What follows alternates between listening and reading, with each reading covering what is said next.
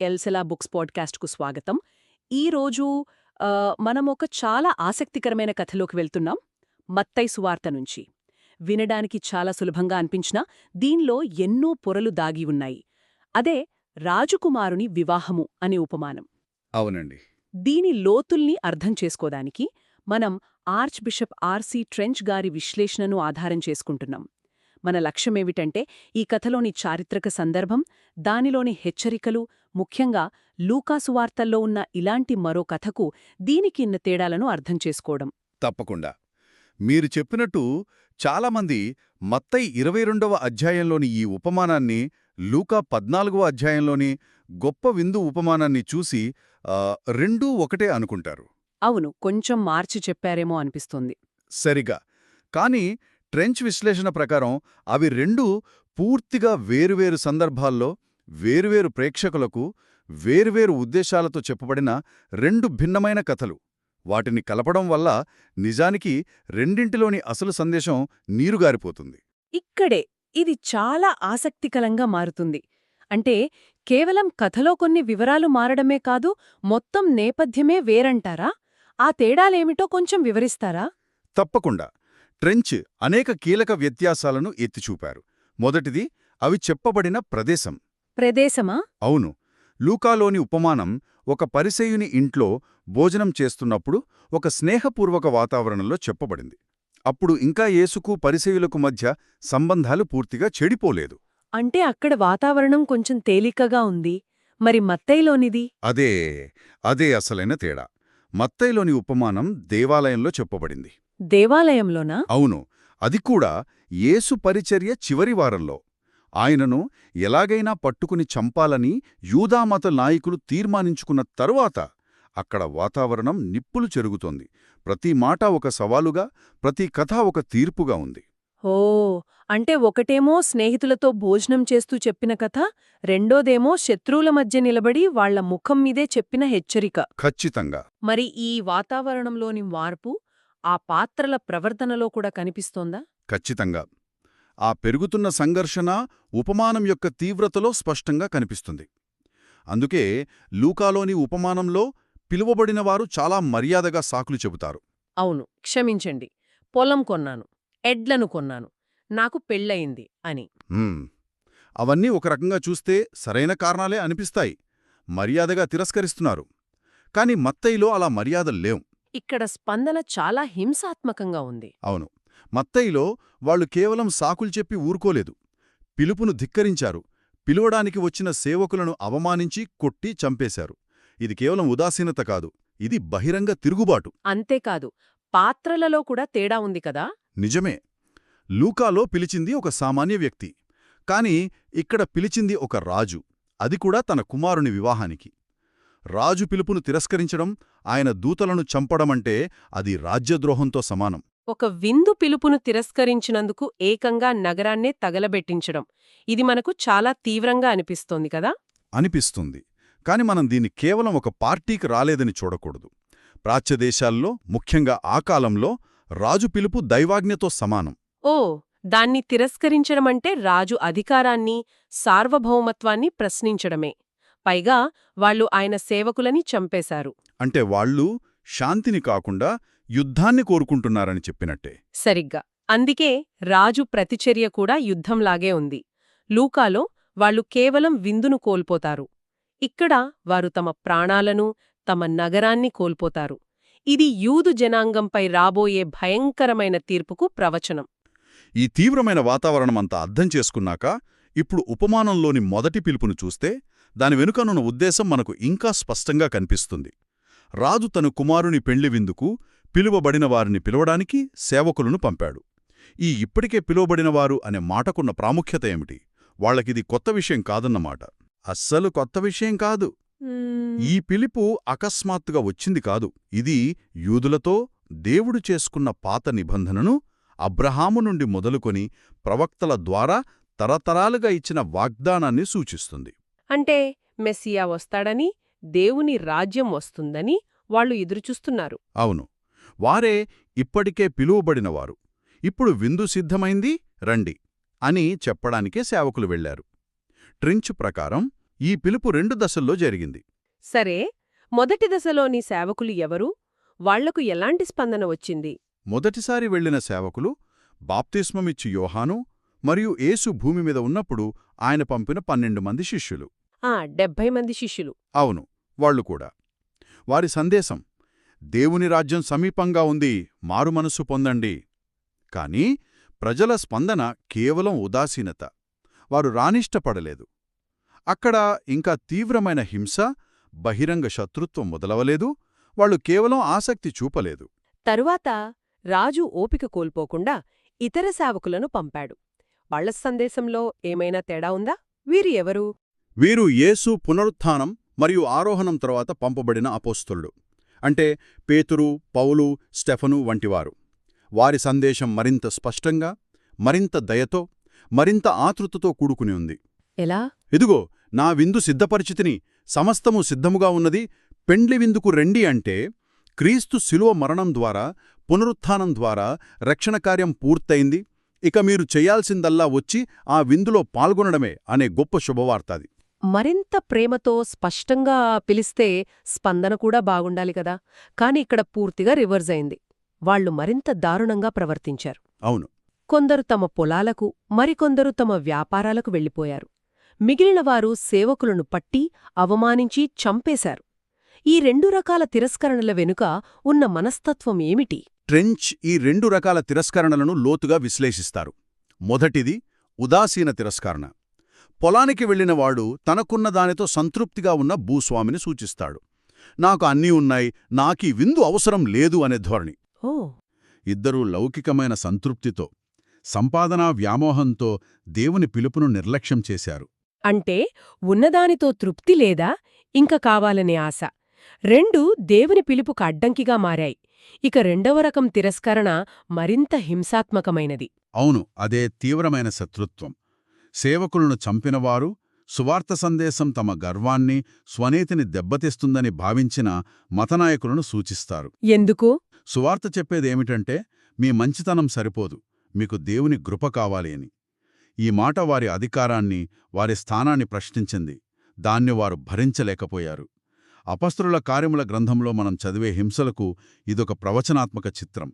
స్టెఫనును రాళ్లతో కొట్టి చంపడం, యాకోబును చంపడం, ఇవన్నీ ఈ ఉపమానంలోని తీవ్రతను ప్రతిబింబిస్తాయి.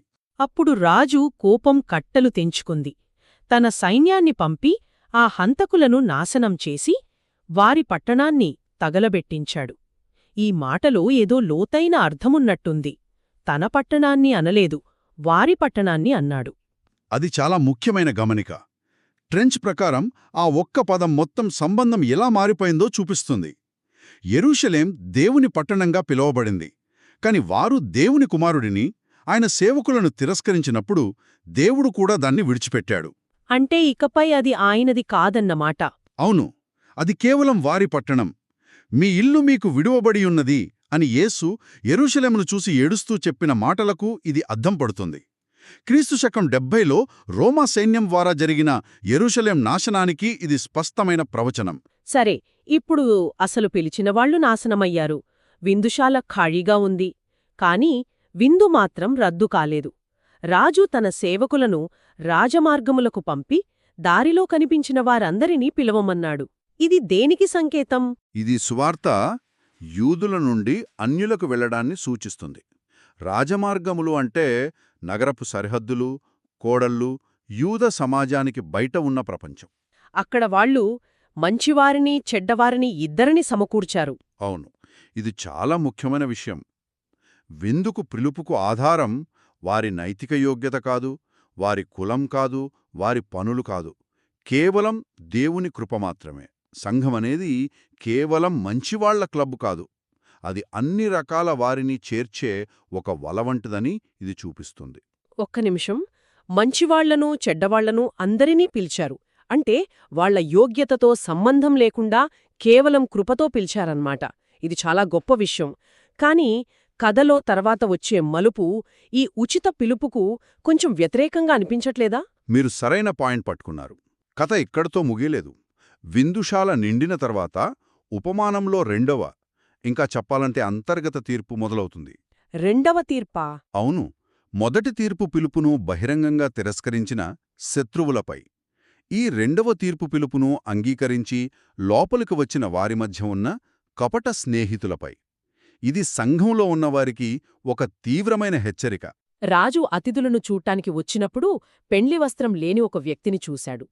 స్నేహితుడా, పెండ్లి వస్త్రము లేక ఇక్కడికి ఎలాగు వచ్చితివి అని మర్యాదగానే అడిగాడు. అయితే ఆ వ్యక్తి నోరు మెదపలేకపోయాడు. నాకిదే అర్థం కావట్లేదు. చెప్పండి. నన్ను ఇప్పుడే కదా వీధిలోంచి పిలిచారు, నా దగ్గర మంచి బట్టలెక్కడివి అని అడగడం చాలా న్యాయమే కదా. ఇక్కడేదో మనకు తెలియని విషయం ఉంది. ఖచ్చితంగా. ఇక్కడే ట్రెంచ్ మనల్ని ఆ కాలపు సంస్కృతిలోకి తీసుకెళ్తారు. మనకు ఈ విషయం తెలియకపోతే ఉపమానములోని అసలు గుండెనే మనం కోల్పోతాం. అసలు విషయమేమిటంటే, ఏమిటది? ఆ రోజుల్లో రాజులు లేదా గొప్పవారు విందు ఇచ్చినప్పుడు అతిథులందరికీ విలువైన వస్త్రాలను బహుమతిగా ఇచ్చేవారు. విందుశాల ద్వారం దగ్గరే వాటిని సిద్ధంగా ఉంచేవారు. విందులో పాల్గొనే ప్రతి ఒక్కరూ రాజు ఇచ్చిన ఆ వస్త్రాన్నే ధరించాలి. అది గౌరవానికి చిహ్నం. ఓ అలాగా. అంటే ఆ వస్త్రం లేకపోవడమనేది అతని పేదరికానికి గుర్తు కాదు, అతని గర్వానికి గుర్తు అనమాట. రాజు ఇచ్చిన బహుమతిని అతడు కావాలనే తిరస్కరించాడు. ఇది మొత్తం దృశ్యాన్ని మార్చేస్తుంది. ఖచ్చితంగా. అతని మౌనానికి కారణమదే. నాకు సమయం లేదు అనో నా దగ్గర డబ్బులు లేవనో చెప్పడానికి అతనికి అవకాశం లేదు. ఎందుకంటే ఆ వస్త్రం ఉచితం, ద్వారం దగ్గరే ఉంది. అతను దాన్ని వద్దనుకున్నాడు. అవును. బహుశా నా సొంత బట్టలే బాగున్నాయి, నా సొంత బట్టలతోనే నేను విందులో కూర్చుంటాను అనే గర్వం, స్వనీతి దీనికి కారణం. అతను రాజు యొక్క దాతృత్వాన్ని, ఏర్పాటును అవమానించాడు. అందుకే రాజు ప్రశ్నకు అతను జవాబు చెప్పలేక నోరు మెదపలేకపోయాడు. అతని మౌనం అతని అపరాధానికి ఒప్పుకోలు లాంటిది. సరిగ్గా. చాలా లోతైన విషయమిది. మరి ఈ పెండ్లి వస్త్రం వేనికి సాదృశ్యంగా ఉంది? అది దేనిని సూచిస్తుంది? కొందరు విశ్వాసమంటారు, మరికొందరు మంచి పనులంటారు. ఇందులో ఏది సరైనది? ట్రెంచ్ ప్రకారం దాన్ని కేవలం ఒక పదంతో చెప్పలేం. అది కేవలం విశ్వాసం కాదు, కేవలం క్రియలు కాదు. అది సంపూర్ణమైన నీతిని సూచిస్తుంది. పౌలు చెప్పినట్లుగా క్రీస్తును ధరించుకొనుట అని చెప్పవచ్చు. అంటే దీనిలో రెండు విడదీయరాని అంశాలున్నాయి. మొదటిది విశ్వాసం. ఇది ఆ నీతిని మనం పొందే మార్గం, చెట్టుకు ఉండే వేరు వంటిది. క్రీస్తు మన నీతి అని నమ్మడం. రెండవది పరిశుద్ధత, ప్రేమతో కూడిన జీవితం. అది ఆ విశ్వాసమనే వేరు నుండి వికసించే పువ్వులాంటిది. ఖచ్చితంగా. మన జీవన విధానం. ఆ వ్యక్తి దేవుని పిలుపును అంగీకరించి సంఘంలో చేరినప్పటికీ తన సొంత నీతి, తన సొంత కార్యాలు సరిపోతాయని భావిస్తూ దేవుడిచ్చే నీతి వస్త్రాన్ని తిరస్కరించి శరీర సంబంధమైన జీవితాన్ని గడిపేవారిని సూచిస్తాడు. ఆ వ్యక్తికి విధించిన శిక్ష చాలా భయంకరంగా ఉంది. అతడిని చేతులు కాళ్ళు కట్టి వెలుపడి చీకటిలోకి పడవేయమని రాజు ఆజ్ఞాపించాడు. ఈ మాటలు వింటుంటేనే భయమేస్తుంది. వీటి వెనుక ఉన్న అర్థమేమిటి? ఈ ప్రతీకలను ట్రెంచ్ విశ్లేషిస్తారు. చేతులు కాళ్ళు కట్టడం అనేది దేవుని తీర్పు ముందు పాపి యొక్క పూర్తి నిస్సహాయతను సూచిస్తుంది. ఎదిరించడానిగ్గాని, తప్పించుకోవడానిగ్గాని, తనను తాను కాపాడుకోవడానిగ్గాని ఎలాంటి శక్తి ఉండదు. ఇక వెలుపటి చీకటి? విందుశాల లోపల వెలుగు, సంగీతం, సంతోషం, రాజు సాన్నిధ్యమున్నాయి. దానికి పూర్తి వ్యతిరేకమే వెలుపటి చీకటి. అది దేవుని రాజ్యం నుండి, ఆయన సన్నిధి నుండి పూర్తిగా శాశ్వతంగా వేరుచేయబడిన స్థితి. మరి ఏడ్పు, పండ్లు కొరుకుట అనే మాట? అది తీరని నిరాశను, తీవ్రమైన పశ్చాత్తాపాన్ని సూచిస్తుంది. అయ్యో, ఎంత మంచి అవకాశం పోగొట్టుకున్నాను అనే బాధ. కాని అప్పుడు ప్రాయశ్చిత్తానికి అవకాశం ఉండదు. అది నిస్సహాయతతో కూడిన దుఃఖం. ఇక ఉపమానం ముగింపులో వచ్చే మాట, పిలువబడినవారు అనేకులు, ఏర్పరచబడినవారు కొందరే. ఈ వాక్యాన్ని మనం చాలాసార్లు విన్నాం. కాని ఈ కథ సందర్భంలో దీని అర్థం ఏమిటి? పిలిచిన వాళ్లంతా ఏర్పరచబడలేదా? ఇది మొత్తం కథను సంగ్రహిస్తోంది. పిలువబడినవారు అంటే పిలుపును విన్న ప్రతి ఒక్కరూ. ఇందులో 3 రకాల వాళ్లున్నారు. మొదట పిలుపును తిరస్కరించిన యూదులు, తర్వాత పిలుపును అంగీకరించి లోపలికి వచ్చిన అన్యులు, మరియు లోపలికి వచ్చి పెళ్లి వస్త్రం లేకుండా దొరికిపోయిన ఆ వ్యక్తి. అవును, వీరందరూ పిలువబడినవారే. పిలుపు చాలా విస్తృతమైనది. మరి ఏర్పరచబడినవారు అంటే ఎవరు? ఏర్పరచబడినవారు అంటే పిలుపును అంగీకరించి దానితో పాటు రాజు ఏర్పాటు చేసిన పెండ్లి వస్త్రాన్ని కూడా ధరించినవారు. అంటే క్రీస్తు నీతిని ధరించుకుని తమ పిలుపుకు తగినట్లుగా పరిశుద్ధ జీవితం జీవించేవారు మాత్రమే. ఉదాహరణకి ట్రంచ్ ఇందుకు కొన్ని పాత నిబంధన ఉదాహరణలిస్తారు. ఐగుప్తు నుండి బయల్దేరిన ఇశ్రాయేలీల తరమంతా పిలువబడ్డారు. కాని వాగ్దాన దేశంలోకి ప్రవేశించడానికి కొందరే ఎన్నుకోబడ్డారు. గిద్యోను సైన్యంలో వేలాది మంది పిలువబడ్డారు, కాని యుద్ధానికి కేవలం 300 మంది మాత్రమే ఎన్నుకోబడ్డారు. అంటే పిలుపు విస్తృతమైనది, కాని ఎన్నిక అనేది మన స్పందనపై ఆధారపడి ఉంటుంది. అవును, దేవుని ఏర్పాటును మనం స్వీకరించే విధానంపై ఆధారపడి ఉంటుంది. అంటే ఈ ఉపమానం విందు నుండి బహిష్కరించబడటానికి 2 మార్గాలను స్పష్టంగా చూపిస్తుంది. ఒకటి, పిలుపును బహిరంగంగా గర్వంగా తిరస్కరించడం. రెండవది, పిలుపును అంగీకరించినట్లు నటించి లోకలికి ప్రవేశించిన తరువాత రాజు ఏర్పాటు చేసిన నీతి వస్త్రాన్ని నిశ్శబ్దంగా గర్వంగా అవమానించడం.